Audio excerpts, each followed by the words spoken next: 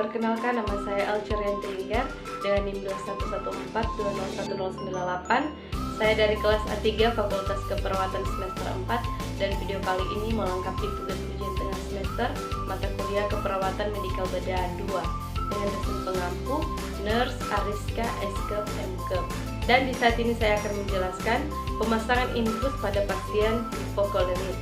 Apa itu shock hipovolemik? Shock hipovolemik adalah kondisi gawat darurat akibat hilangnya darah atau cairan tubuh sebanyak lebih dari 20%. Umumnya sebanyak 60% tubuh pria terdiri dari cairan, sedangkan wanita sebanyak 50% cairan tubuh dibuang melalui beberapa cara seperti berkeringat dan buang air kecil. Apa saja tanda-tanda dan gejala shock hipovolemik? Tanda-tanda dan gejala yang ditunjukkan ketika seseorang mengalami shock hipovolemik umumnya bervariasi. Hal ini tergantung dari volume darah yang hilang dan seberapa cepat tubuh kehilangan darah. Gejala shock hipovolemik yang tergolong ringan umumnya meliputi nyeri kepala berkeringat, berlebihan, kelelahan, mual, kepala pusing. Selain itu, terdapat pula gejala-gejala yang lebih serius seperti kulit yang dingin dan pucat, berkurangnya atau tidak dihasilkannya urin, tidak buang air kecil, detak jantung tidak beraturan atau takikardia, denyut nadi melemah, kebingungan, bibir membiru, kepala terasa ringan, napas cepat dan pendek-pendek, tidak sadarkan diri. Apa penyebab shock hipovolemik? Seperti yang telah disebutkan sebelumnya, penyebab shock hipovolemik adalah hilangnya darah dan cairan tubuh dalam jumlah besar. Padahal darah berperan menyalurkan oksigen dan nutrisi ke seluruh tubuh agar setiap organ bisa berfungsi dengan baik.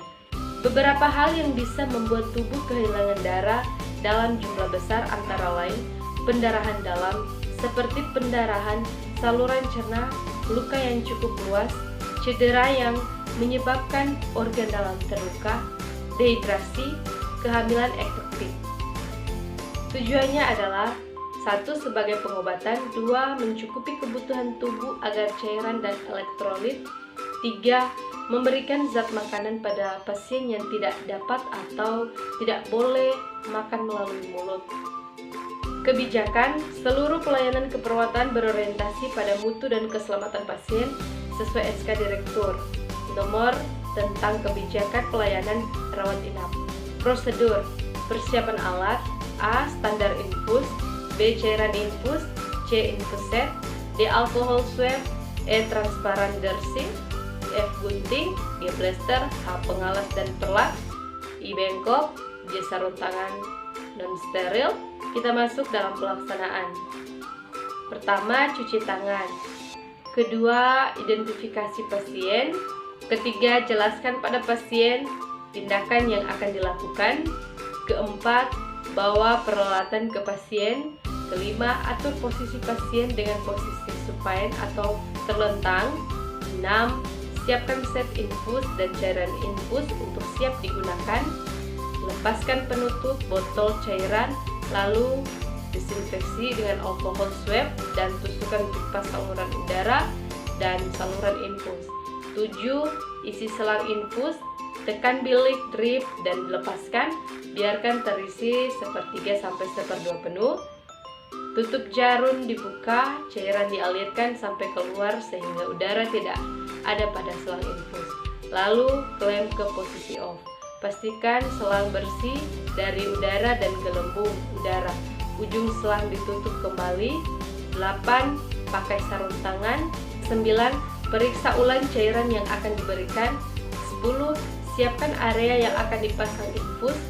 11. Pasang perlat dan pengalas di bawah anggota badan yang akan dipasang infus. 12. Lakukan fiksasi. 13. Tentukan vena yang akan ditusuk. 14. Desinfeksi area yang akan ditusuk dengan diameter 5-19 cm melingkar dari arah dalam keluar. 15. Tusukan jarum infus atau abokat pada vena yang telah ditentukan. 16. Tutup bagian yang ditusuk dengan together. 17. Tulis tanggal dan ukuran jarum infus atau albuket pada plester bagian luar. 18. Dikunjung jumlah tetesan infus sesuai dengan kebutuhan. 19. Perhatikan reaksi pasien. 20. Rapikan pasien. 21. Rapikan peralatan dan kembalikan pada tempatnya. 22. Cuci tangan. 23. Catat waktu pemasangan, jenis cairan dan jumlah cairan, serta peralatan habis pakai pada status pasien.